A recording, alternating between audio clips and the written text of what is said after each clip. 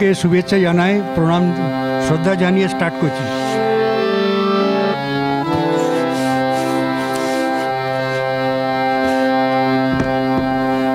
আজি প্রণমি তোমার চলিব গুণাগত সংসার কাজে।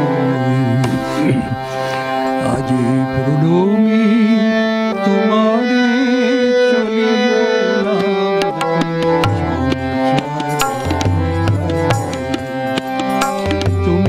আমারো নয়নে নয়ন রেখো, আমারো নয়নে নয়ন রেখো, অন্তর মাঝে রেখে সংসার কাজে।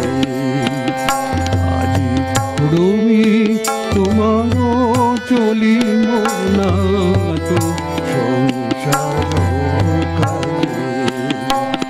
তুমি আমারও নয়নে নয়ন রেখো, আমারও নয়নে নয়ন রেখো, অন্তর মাঝে সংসার কাজে।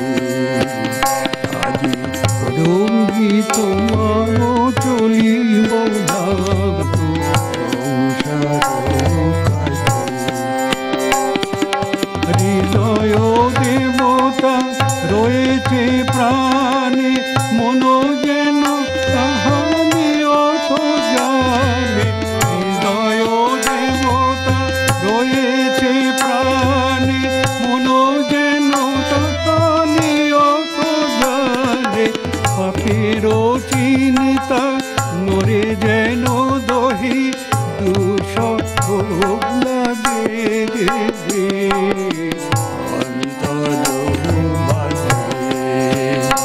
আজি তুমি তোমারও চলিব না তো সংসার কাজে।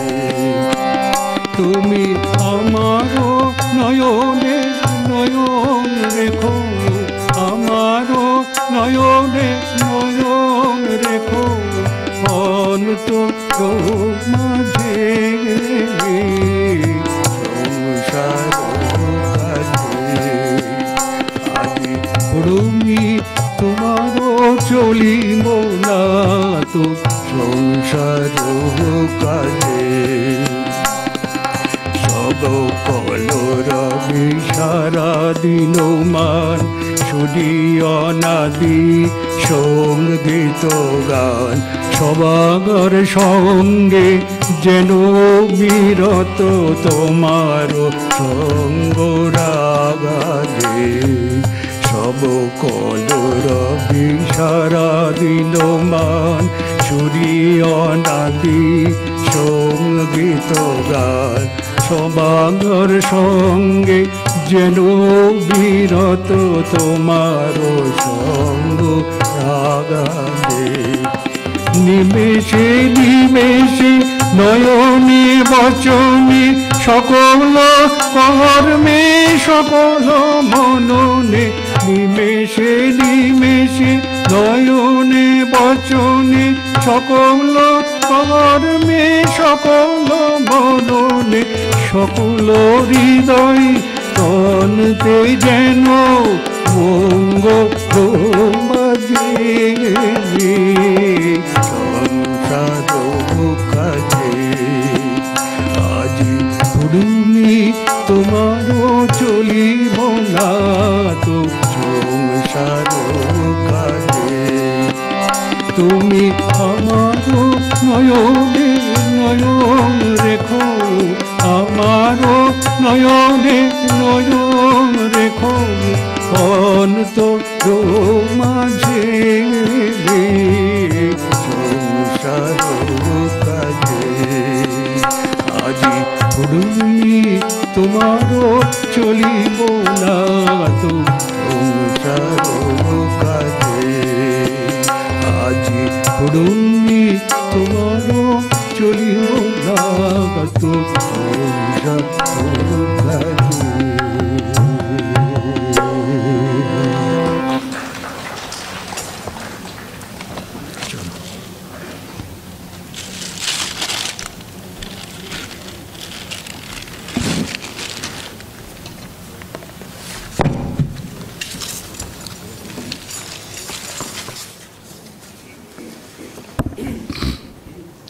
ওম জননীং শারদাং দেবীং রামকৃষ্ণং জগদ্গুরুং পাদপদ্মে তয় শ্রিত্বা প্রণমামি মুহুর্মুহুঃ।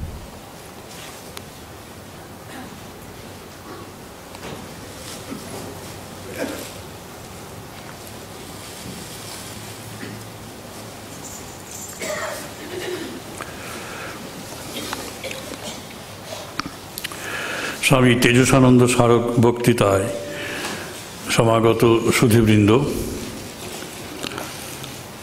আপনাদের সকলকে স্বাগত জানাই এবং আজকের স্বামী তেজসানন্দ স্মারক বক্তৃতা যিনি দেবেন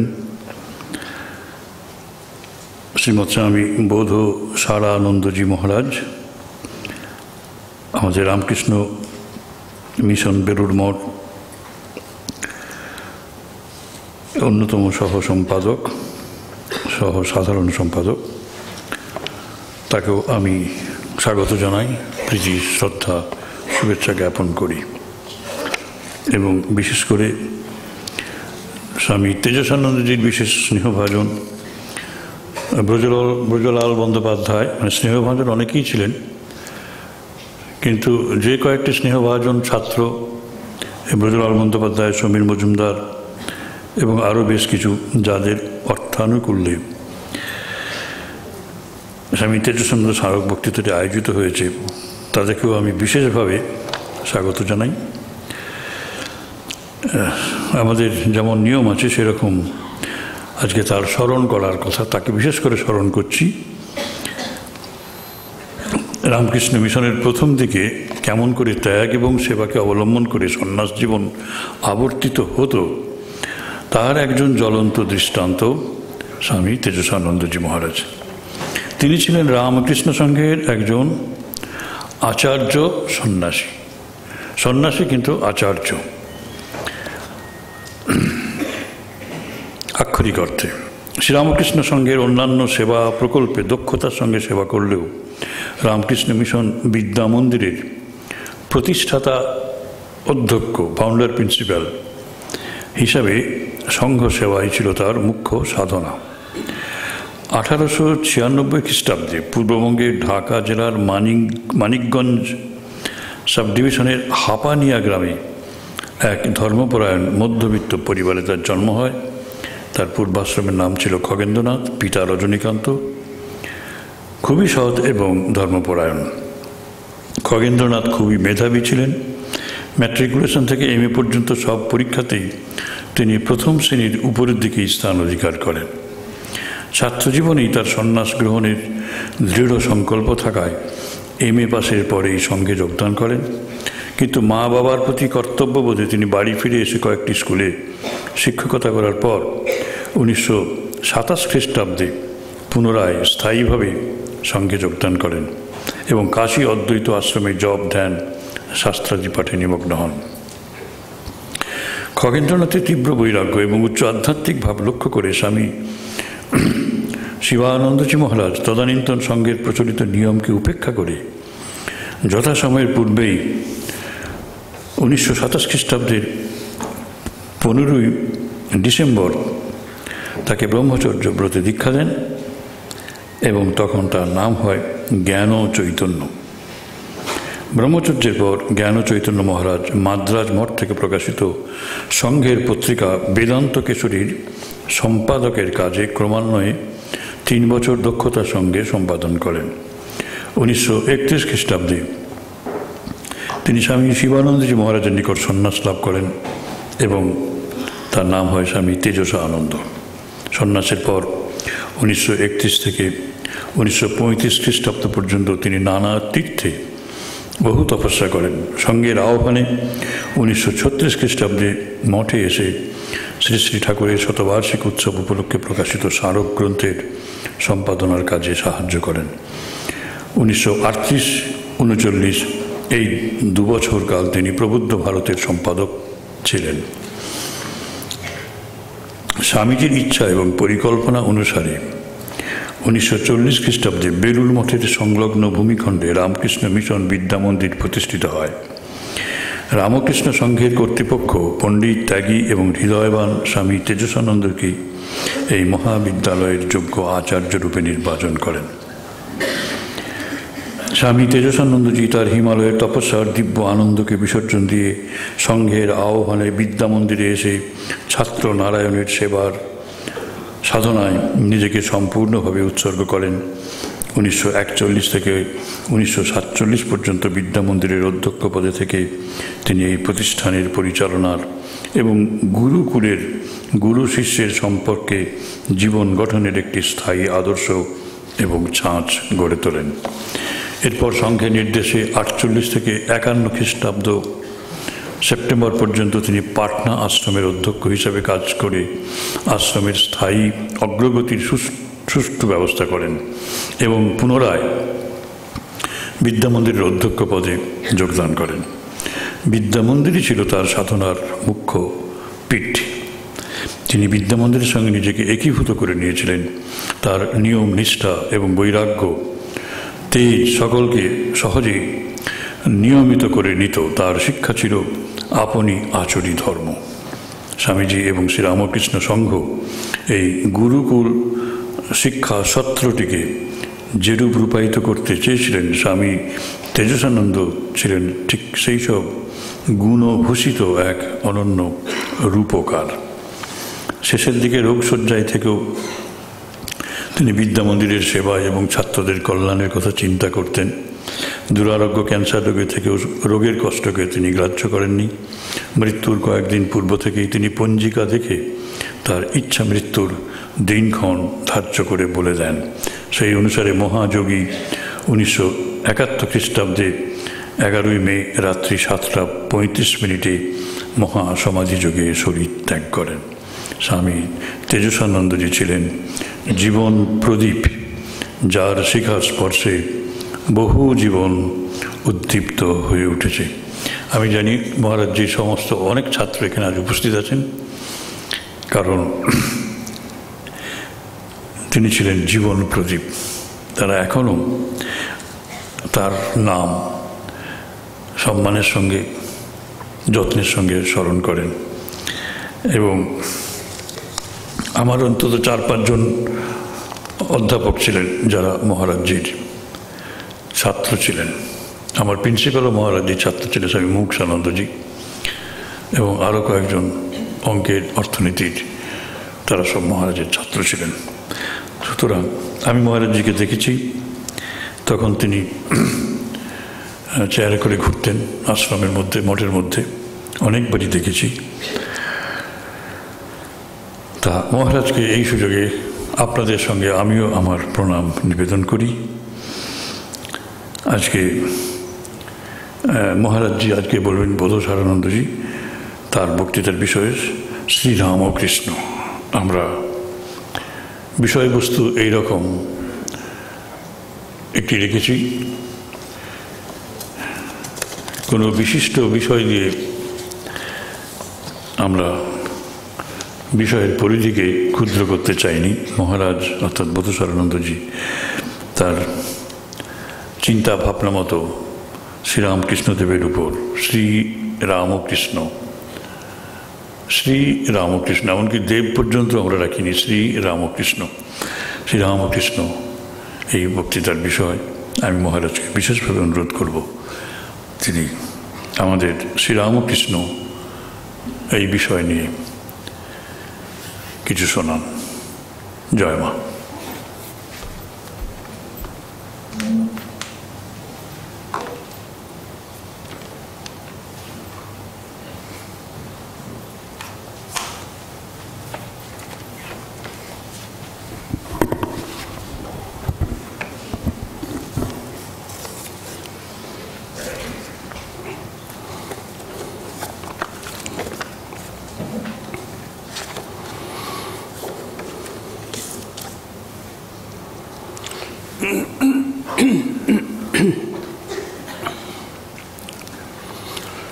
ॐ स्थापकाय च धर्मस्य सर्वधर्मस्वरूपिणे अवतारवरिष्ठाय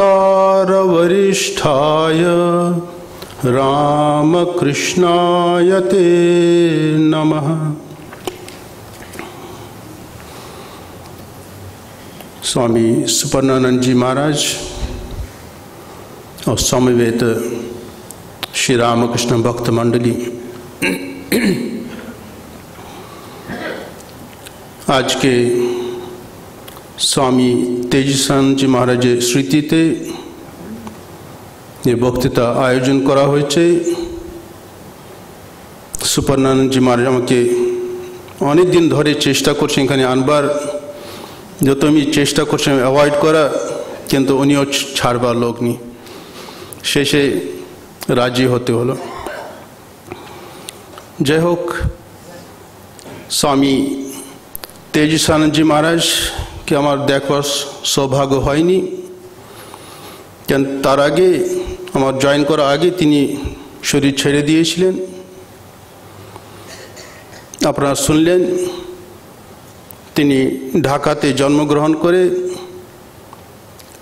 তারপরে ক্যালকাটা ইউনিভার্সিটিতে ফার্স্ট ক্লাস পাস করেছিলেন MA হিস্ট্রিতে।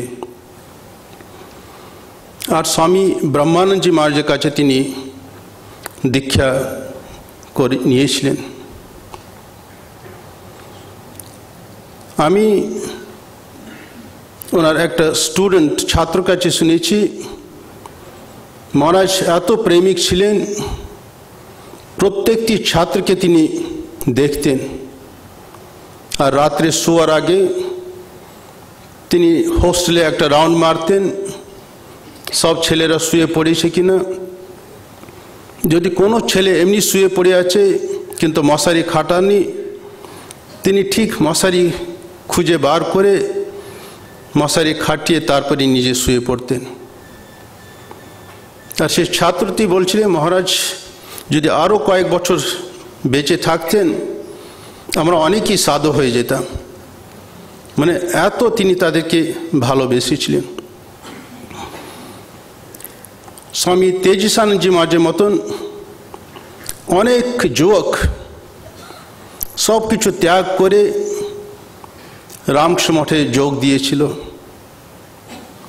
They believed in the divinity of Shri Ramakrishna, Shri Ramakrishna অবতার, তাদের সে বিশ্বাস ছিল। সেই জন্য সমস্ত কিছু ঘর বাড়ি বাবা মা সব কিছু ত্যাগ করে তারা রামকৃষ্ণ মিশনে এসছে।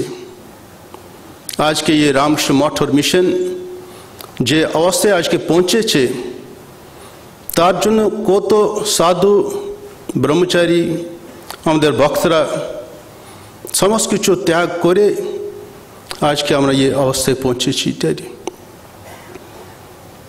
সেই জন্য স্বামী বিবেকানন্দ বলছিলেন এটা হচ্ছে gross body of Shri Ramakrishna, এটা মঠ এন্ড মিশন। যারা শ্রী রামকৃষ্ণকে অবতার হিসাবে মানে, তিনি আমাদের আইডিয়াল, তিনি আমাদের মিনস, সব কিছু তিনি আমাদের। যদি শ্রী রামকৃষ্ণকে যতটা আমরা ভালোবাসি সেরকম আমরা তার গ্রোস বডিকে সেভাবে যদি আমরা ভালোবাসতে পারি, যদি আমরা কোনো সেবা করি সেটা আমরা সেটা শ্রী রামকৃষ্ণকে সেবা করছি ইত্যাদি, এইভাবে আমাদের মনে রাখতে হবে। এখন শ্রী রামকৃষ্ণকে অবতার কিনা আর আমাদের সেরকম চেষ্টা করতে হবে না, সেটা স্টাডি করতে হবে না। তাকে অনেকেই স্টাডি করেছে, এবং স্বামী নরেন্দ্রনাথ আমাদের হয়ে, যারা পরবর্তীকালে আসবে তাদের হয়ে তিনি শ্রীরামকৃষ্ণকে দিনে রাত্রে দেখেছেন, তাকে পরীক্ষা করেছেন জীবিত অবস্থায়। আর তারপরেও যখন শরীর ছাড়লেন শ্রীরামকৃষ্ণ, তারপরেও তিনি তাকে নানাভাবে পরীক্ষা করেছেন তিনি আছেন কিনা। কেন তিনি তাকে কথা দিয়েছেন, নরেন তুমি আমাকে যেখানে নিয়ে যাবে, গাছের নিচে রাখবে, একটা কুটিয়াতে রাখবে, আমি শান্তিতে থাকবো, সেটা তিনি পরীক্ষা করেছেন না শ্রীরামকৃষ্ণ আছেন ইত্যাদি। সেই জন্য অনেকেই শ্রীরামকৃষ্ণ থাকতেও একজন লোক হুজুগে তিনি দক্ষিণেশ্বরে গিয়েছেন, শুনেছেন এখানে একজন পরমহংস দেব থাকেন, তিনি কি রকম দেখতে, তার কি আমাদের মতন চোখ কান সব কিছু আছে, না তার কিছু সিং বেরিয়েছে, সেটার জন্য তিনি দেখতে গেছেন হুজুগে।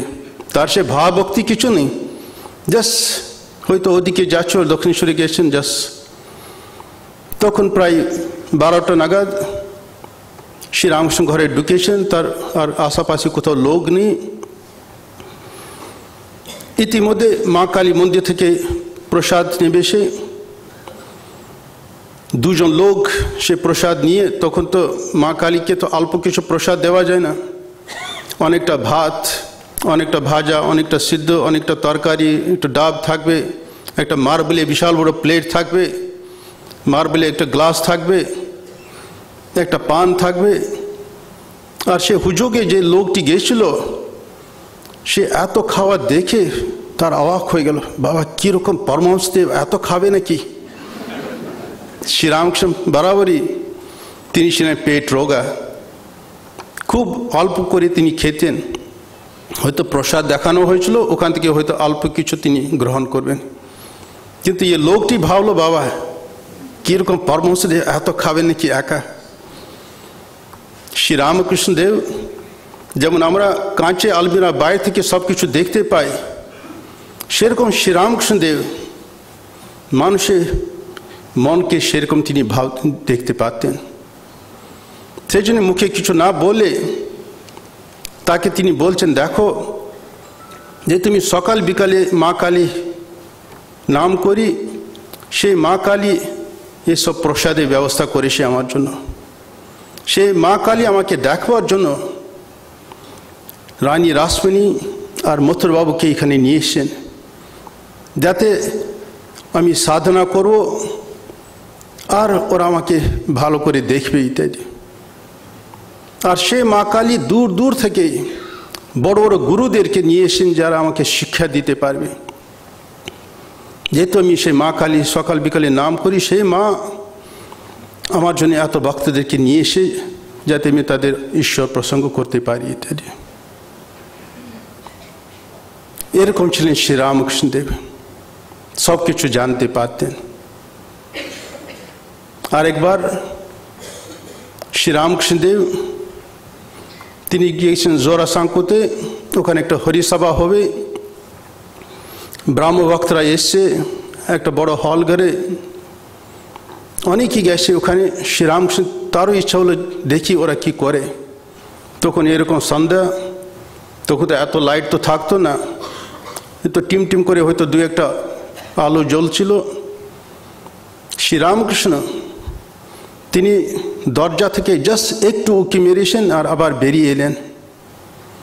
তারপর তিনি বলছেন, দেখলাম অনেক লোক ওখানে ধ্যান করছিল, তার মধ্যে শুধু দেখলাম একজন লোক কেশবচন্দ্র সেন, তাকে তার সঙ্গে পরিচয়ও তখন ছিল না। বলছেন দেখলাম সে একটি লোক ধ্যান করছিল ঠিক ঠিক, আর বাকি সব দেখলাম হনুমানের মধ্যে বান্দরের মতন তাদের মনটা এদিকে ওদের ঘুরছে ইত্যাদি। এখন শ্রীরামকৃষ্ণ সে দরজা থেকে জাস্ট উকি মেরেছেন, সেই ভিড়ের মধ্যে সবাই চোখ বন্ধ, কি করে তিনি খুঁজে বার করলেন না ওখানে কেশবচন্দ্র সেন কোথায় আছে, আর অন্যদের মনের মধ্যে কীরকম চিন্তা উঠছে, সব কিছু তিনি বুঝতে পারলেন। শ্রীরামকৃষ্ণদেব অন্তর্যামী। তার কয়েকটি উদাহরণ আমি দিতে পারি। যখন শ্রীরামকৃষ্ণদেব তখন খুব ছোট বয়স, খুব কম, দক্ষিণেশ্বর মন্দিরে এসেছেন, কালী পুজো করছেন। একদিন রানী রাসমণি তিনি এসছেন চাঁদনীতে, গঙ্গা স্নান করে মায়ের মন্দিরে ঢুকবেন, ওখানে কিছু ফুল দেবেন। ফুল দেওয়ার পরে দেখলেন ঠাকুর ওখানে বসে আছেন। তিনি শুনেছিলেন ঠাকুরের গলা খুব মিষ্টি, তিনি ভালো গান করতে পারেন। তাকে বলছেন, বাবা একটা মায়ের গান আমাকে শোনাবে। ঠাকুর গান করতে লাগলেন। রানী রাসমণি তিনি পাশে আসনে বসলেন, আর শ্রীরামকৃষ্ণ গান করতে লাগলেন মায়ের গান। একটু পরে শ্রীরামকৃষ্ণ তাকে চট মারছেন, বলছে তুমি আমাকে বললে মায়ের গান শুনবে, আমি মায়ের গান করতে লাগলাম, আর তুমি এখানে বসে বসে না সে মামলা মোকদ্দমা ইত্যাদি তুমি চিন্তা করছো ইত্যাদি। এখন কি করে তিনি বুঝতে পারলেন শ্রীরামকৃষ্ণদেব রানী রাসমণি মনের মধ্যে কি কি উঠছে ইত্যাদি? রানী রাসমণি চোখ বন্ধ করে বসে আছেন, ঠাকুর বন্ধ করে বসে আছেন, অথচ তিনি সব ঠিক বুঝতে পারলেন ইত্যাদি, অন্তর্যামী ইত্যাদি। বলছে একটা পিঁপড়ে যদি হাঁটে, ভগবান তিনি বুঝতে পারেন না একটা পিঁপড়ে হাঁটছে ইত্যাদি।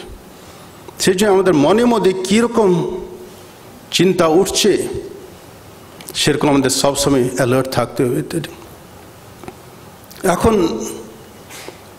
শ্রীরামকৃষ্ণদেব তিনি আছেন, যদি আমরা ঠিক মনে প্রাণে তাকে ডাকি, ঠিক তিনি আমাদেরকে দেখা দেবেন ইত্যাদি। স্বামী বিবেকানন্দ বলছেন, বলছে আমাদের গুরুদেব এখনও তিনি শ্রীরামকৃষ্ণ রূপ ছাড়েনি, তিনি এখনও আছে। মনে প্রাণে যদি আমরা তাকে ডাকি, ঠিক তিনি আমাদের দর্শন দেবেন ইত্যাদি। কারণ তিনি দেখেছেন, শ্রী শ্রী মা শারদা দেবী তিনিও তাকে দেখেছেন, অন্য অন্য সন্ন্যাসী ভক্তরা যারা ছিল তারা দেখেছে।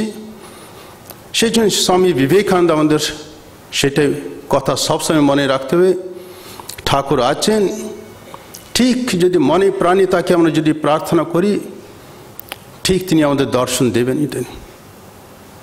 এখন সমস্যা হলো ঠাকুরে এখন আমরা তিনটি ছবি দেখি, আর তিনটি সমাধি অবস্থায় চোখ বন্ধ করে বসে আছেন, ইয়া চোখ এটা দাঁড়িয়ে আছেন চোখ বন্ধ করে। এখন যদি আমাদের ভক্তরা যদি ভাবে আমরা ঠাকুরকে মুখে বলবো না আমি তোমাকে ভক্তি করি ইত্যাদি, দর্শন দাও ইত্যাদি, আর মনে মনে আমি যা ইচ্ছা আমি করতে পারি, কেন উনি তো দেখতে পাচ্ছেন চোখ বন্ধ করে আছেন। যে কোনো জায়গা দেখুন, যত সব ছবি না চোখ বন্ধ করে বসে আছেন, যা দাঁড়িয়ে আছেন ইত্যাদি। আমরা ভুল করবেন ইত্যাদি, কেননা তিনি অন্তর্যামী, ঠিক তিনি বুঝতে পারবেন ইত্যাদি। বলরাম বোস তিনি একটা ছোট জমিদার ছিলেন, কোঠারে তার জমি ছিল উড়িষ্যাতে, এদিকে বৃন্দাবনে ইত্যাদি অনেক জায়গা ছিল। ঠাকুরের কাছে একদিন আসবেন, কিছু মিষ্টি নিয়ে এসছেন, তার মধ্যে তিনি দুটো মিষ্টি মনে মনে তিনি উৎসর্গ করেছেন, না এটা শ্রীরামকৃষ্ণকে তিনি খাওয়াবেন। এখন এত দূর থেকে আসছেন তার গুরুদেবের কাছে, আর তিনি জমিদার, তো এখন দুটো মিষ্টি তো আনা যায় না, সেই জন্য একটা বড় ট্রের মধ্যে অনেক রকমের মিষ্টি নিয়ে এসে নানা সাইজে নানা রকমের সাইজে তার মধ্যে সে দুটো মিষ্টি রেখেছেন, আর শ্রীরামকৃষ্ণকে তিনি দিচ্ছেন। শ্রীরামকৃষ্ণ ঠিক ওই দুটো মিষ্টি যেটা তিনি মনে মনে উৎসর্গ করেছেন সেটা তিনি তুললেন, আর বলরাম বোসকে তিনি প্রশ্ন করছেন, আচ্ছা আমি কি পরীক্ষা পাস করেছি? বলছে হ্যাঁ প্রভু আপনি পাস করেছেন। এমনি অঙ্ক তার খুবই দুর্বল ছিল, বলছে মাথা ধরতো, কিন্তু এটা পরীক্ষার সময় না ঠিক তিনি পরীক্ষা পাস করতেন ইত্যাদি। এরকম অনেক ঘটনা আমরা দেখি শ্রীরামকৃষ্ণ জীবনে, যেখানে তিনি আমাদের বুঝতে পারছেন আমাদের মনের মধ্যে কীরকম বিচার আসছে ইত্যাদি। আরেকটা বই সিস্টার দেবমাতা তিনি লিখছেন, শ্রীরামকৃষ্ণ অ্যান্ড হিজ ডিসাইপলস। তার মধ্যে উনি একটা ঘটনা দিচ্ছেন যেটা তিনি নিস্তারিণী দেবীর কাছে শুনেছিলেন। বলছেন একজন ভদ্রমহিলা, বয়স হয়েছে, অনেক দূর থেকে এসছে, খুব গরিব, তিনি কয়েকটি মিষ্টি নিয়েছেন একটা হাঁড়ির মধ্যে। কেন যদি শ্রীরামকৃষ্ণ যদি কিছু বলেন, কি নিয়ে এসো আমার জন্য, সবাই সামনে যদি বলেন খুব লজ্জায় পাবো, সেই জন্য তিনি, তার আর্থিক অবস্থা খুব খারাপ, কিন্তু তার সত্ত্বেও কয়েকটি মিষ্টি তিনি নিয়ে এসলেন ইত্যাদি। আর যখন ঠাকুরের ঘরের কাছে পৌঁছলেন, দেখছেন ঠাকুরের ঘরে অনেক পুরুষ ভক্তরা আছে, আর তখন তো মহিলারা তখন ঢুকতে পারতেন না, পুরুষ ভক্তরা বেরোয় তারপরে মহিলারা ঢুকতো ইত্যাদি, ঠাকুরের সঙ্গে কথা টথা বলতো। আর ঠাকুর শ্রীরামকৃষ্ণ সবাই সেবা নিতে পারতেন না, আর কারো পয়সাও গ্রহণ করতে পারতেন না, খুবই সিলেক্টেড কয়েকজন যাদের কাছে তিনি সেবা গ্রহণ করতে নিতেন। এখন এই মহিলা যখন ওখানে গিয়েছেন, সেই কয়েকটি মিষ্টি নিয়ে ঠাকুরকে খাওয়াবেন, যদি উনি চান আমি দিয়ে দেব। এখন দেখছেন ওখানে ঘর ভর্তি, আর তিনি ওখানে নাহাবতে ওখানে গিয়ে সিঁড়িতে বসে আছেন। ভাবছেন ওরা যাবে যাবে, কিন্তু কেউ উঠছে না। কারণ ঠাকুর শ্রীরামকৃষ্ণ যখন গল্প করতেন, মাঝে মাঝে গান করছেন, মুহুর্মুহুর সমাধি হচ্ছে, তারপর এই মাঝখানে নাচছেন, সবাই একদম বিভোর, কেউ উঠতে পারছেন ইত্যাদি। এদিকে দেরি হয়ে যাচ্ছে। সে মহিলা বলছে আমার তো অনেক দূরে ফিরতে হবে, কি হবে ইত্যাদি, বসে আছি, কখনো ওরা বেরোবে। ঠিক শ্রীরামকৃষ্ণ সেই অবস্থায় দাঁড়িয়ে বারান্দা উপরে গিয়ে ডান দিকে বাম দিকে মনে হচ্ছে কাউকে খুঁজছে, তারপর সিঁড়িতে দৌড়িয়ে দৌড়িয়ে ওখানে চলে গেলেন নাহাবতে। আর সে মহিলাকে বলছে আমার জন্য কী নিয়ে এসে, আমি খুব খিদে পেয়েছি ইত্যাদি। কী করে তিনি ঘরের মধ্যে বসে, যেখানে তিনি ভগবত প্রসঙ্গ করছেন, বারবার সমাধিতে যাচ্ছেন, অথচ ঠিক তিনি ওখানে বুঝতে পারছেন না কেউ আমার জন্য এসছে আর অপেক্ষা করছেন ইত্যাদি। সেই জন্য যেখানে আমরা থাকি, ঠিক আমাদের যাতে এটা সবসময় সর্বদা যাতে জ্ঞান থাকে না তিনি আমাদের চিন্তা করছেন ইত্যাদি। আরেকবার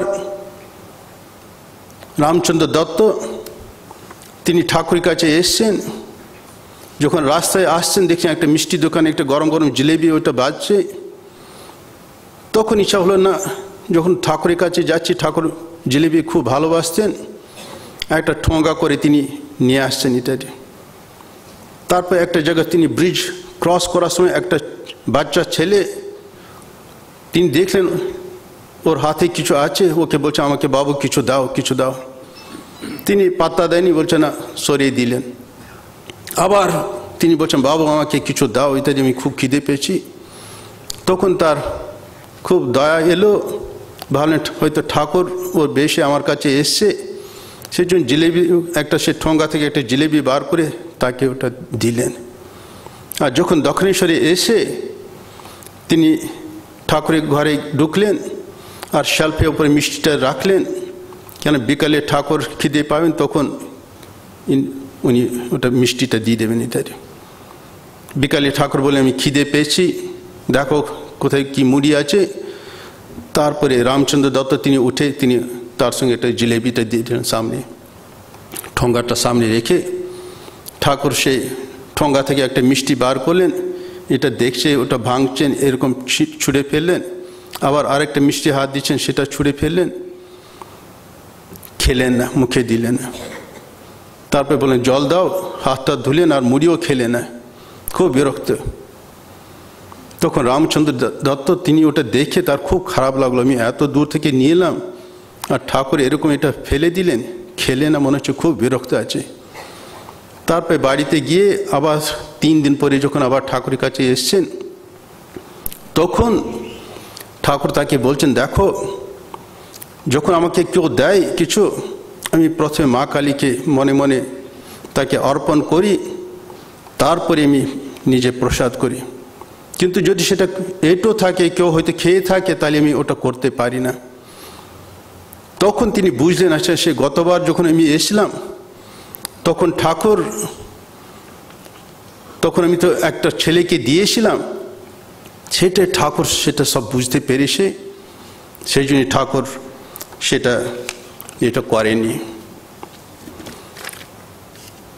সেটা যেখানে আমরা থাকি দেখছি ঠিক ঠাকুর শ্রীরামকৃষ্ণ তিনি ওটা বুঝতে পারেনি। তাই এখন জিসাস ক্রাইস্টের সম্বন্ধে আমাদের যদি কিছু পড়তে হয়, তাহলে নিউ টেস্টামেন্টে 4টি গসপেল, যেটা Matthew, Mark, Luke and John যেটা লিখেছে, ওটাই আমরা পড়ি। তাহলে জিসাস ক্রাইস্টের জীবনী সম্বন্ধে আমরা অল্প কিছু ধারণা করতে পারি। ওখানে আমরা কিছু কিছু স্ক্যাটার্ড লাইন্স পাই, কিন্তু বেশিরভাগই দেখবেন যে উপদেশগুলি সেটা মোটামুটি কমন।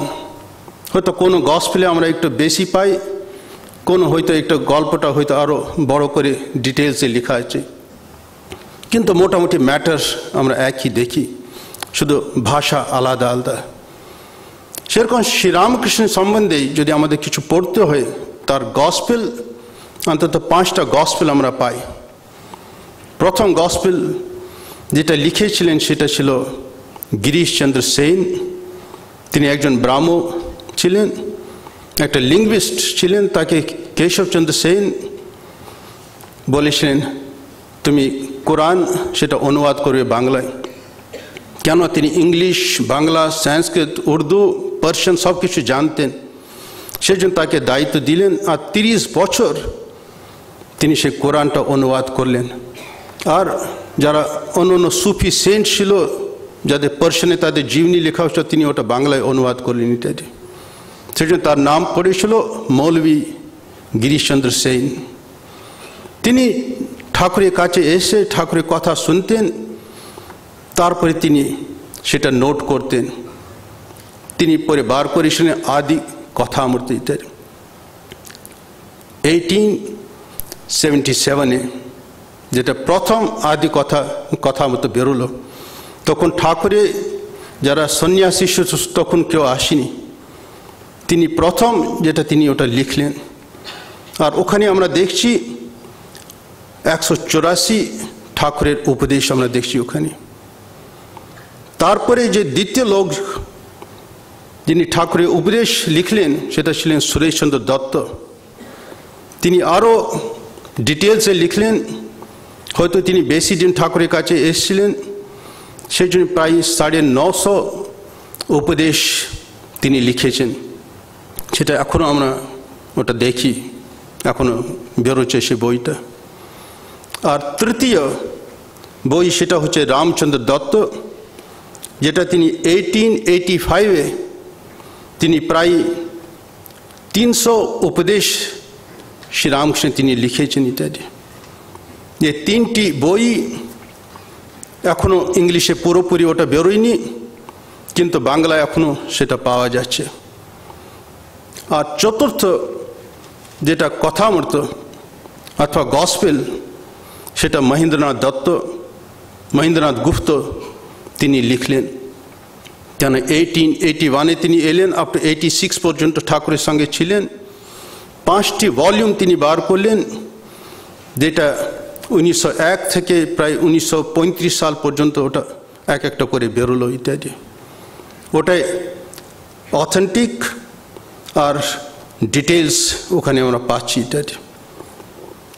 আর এই বই মাধ্যমে ঠাকুরের নাম দেশ বিদেশে গেছে।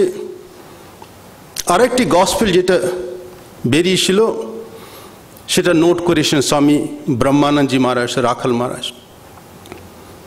সেটা তিনি প্রায় 1898 থেকে 1900 সাল পর্যন্ত ধারাবাহিক উদ্বোধন পত্রিকা তিনি বার করতেন। আর পরে তিনি আবার সেটা রিভাইজ করছিলেন। যখন তিনি কাশী সেবাশ্রমে ছিলেন 1914 সালে, তখন উনি আবার ওটা কম্পাইল করছিলেন নতুন করে। হয়তো ওটা ইংলিশে তখন অনুবাদ হচ্ছিল। ফ্র্যাঙ্ক আলেকজান্ডার আর আরেকজন কেউ জ্ঞানেন্দ্রনাথ মুখার্জি তিনি অনুবাদ করছিলেন। হয়তো তখন হয়তো তিনি ওটা দেখছিলেন ইত্যাদি।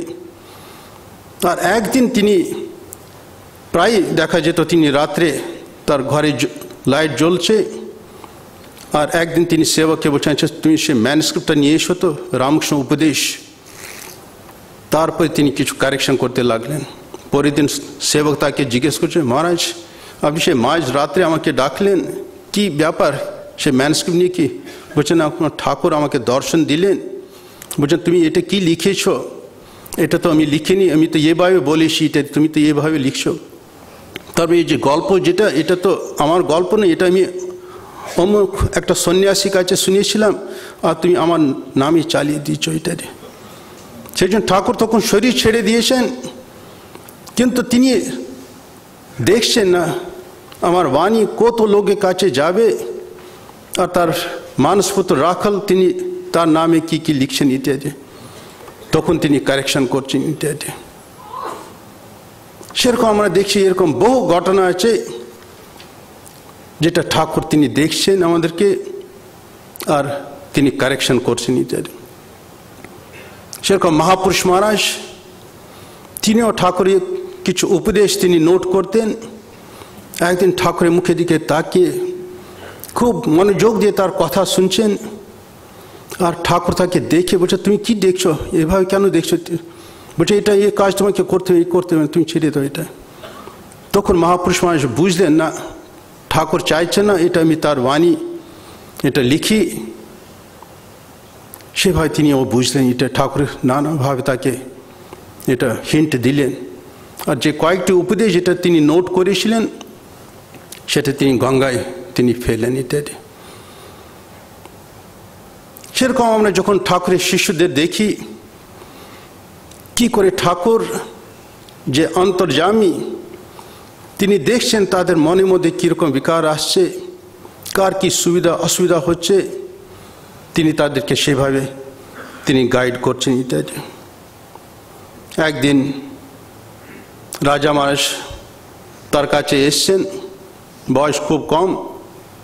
তিনি অন্য ভক্তদের কাছে শুনছেন আর দেখছেন তাদের নানা রকম দর্শন হচ্ছে, তাদের ভাব হচ্ছে। তিনি ঠাকুর শ্রীরামকৃষ্ণকে বলছেন, দেখুন এদের তো ভাব হচ্ছে, আমার তো ভাব হচ্ছে না, আমার কেন এরকম ঈশ্বর ভক্তি নেই? বলবে, হবে হবে, তুমি চিন্তা করো না।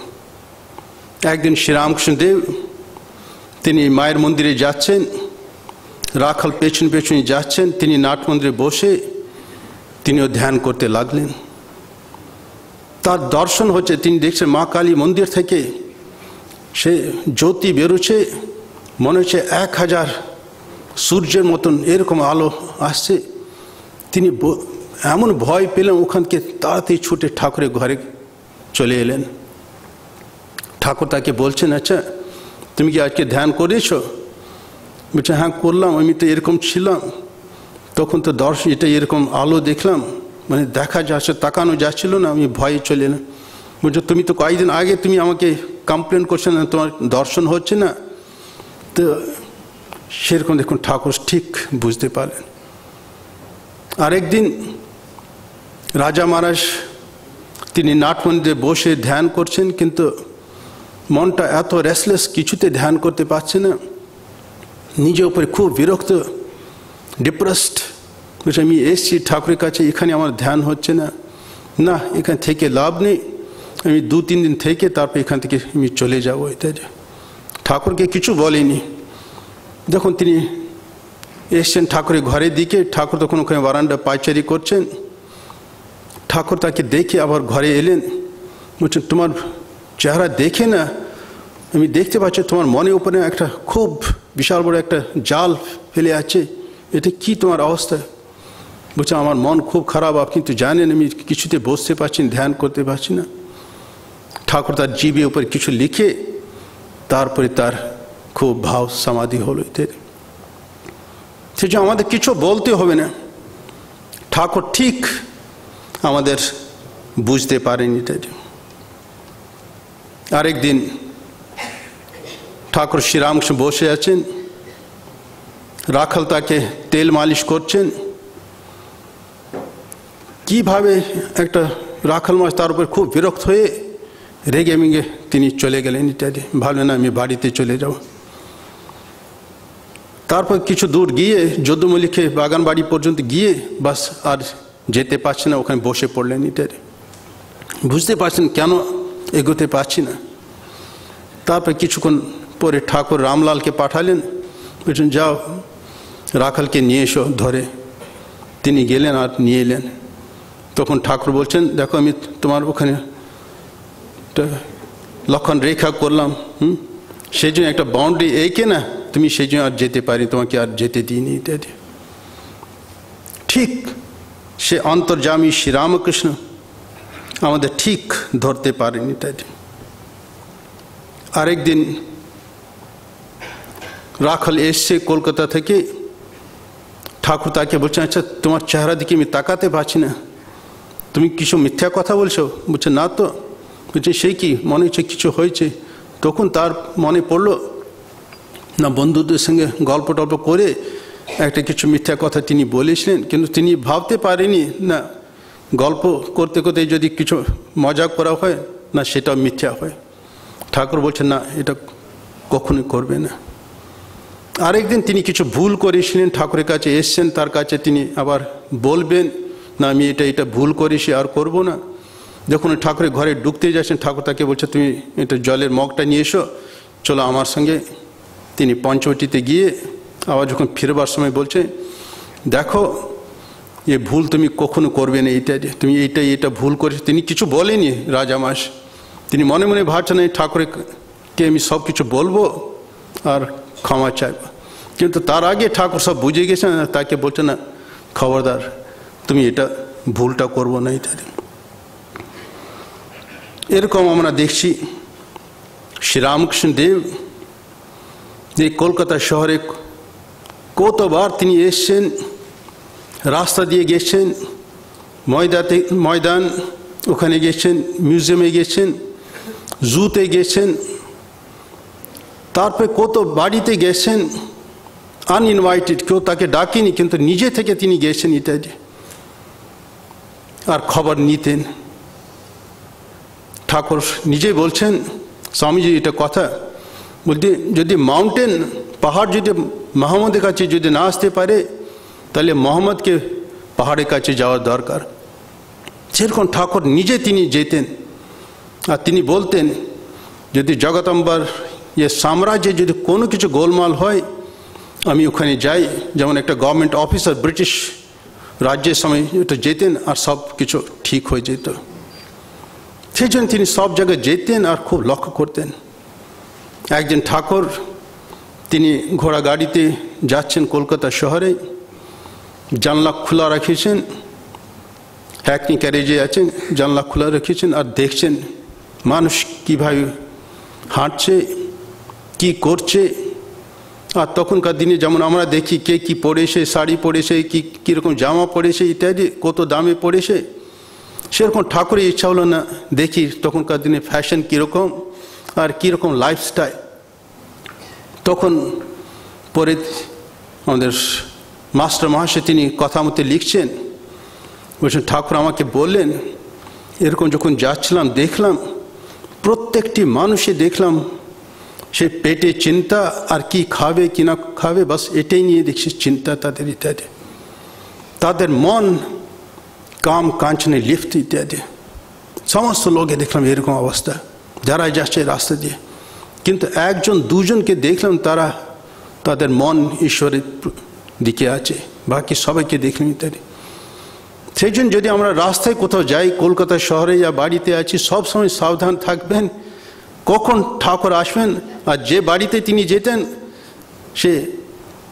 সে গাড়ি ভাড়াও নিতেন, সেই জন্য একটা খুচরো সবসময় রাখবেন কখন তিনি আসবেন, হয়তো ভাড়াটা চাইবে ইত্যাদি, আর দেখবে কি করছেন ইত্যাদি। সেরকম সবসময় প্রস্তুতি আমাদের দরকার ইত্যাদি। এখন সেই শ্রীরামকৃষ্ণ দেবে আমরা দেখছি কোথাও বেদিতে আমরা তাকে দেখি, হয়তো কোথাও মন্দিরে আমরা দেখি, হয়তো বড় জোর আগে আমরা দেখতাম একটা ডেস্কের উপরে রাখা হতো। কিন্তু এখন সব দেশ বিদেশে আমরা দেখছি, ক্যালেন্ডারে দেখছি, কোথাও ট্যাক্সিতে দেখছি, কোথাও পাহাড়ে যান ওখানে দেখবেন, কোথাও গুফাতে শ্রীরামকৃষ্ণের ছবিটা পাবেন ইত্যাদি। সব জায়গায় এখন তিনি আছেন ইত্যাদি। তিনি নিজে বলছেন যদি আমরা ভগবানের দিকে একটা স্টেপ যাই, ভগবান আমাদের দিকে অন্তত 10টা স্টেপ আসেন। আর অনেকে বলিছে আমরা তো একটা স্টেপ ভগবানের দিকে যাইনি, কিন্তু ঠাকুর শ্রীরামকৃষ্ণ তিনি 100 স্টেপ আমাদের দিকে এসেছেন ইত্যাদি। আর যে জায়গা আমরা যাবো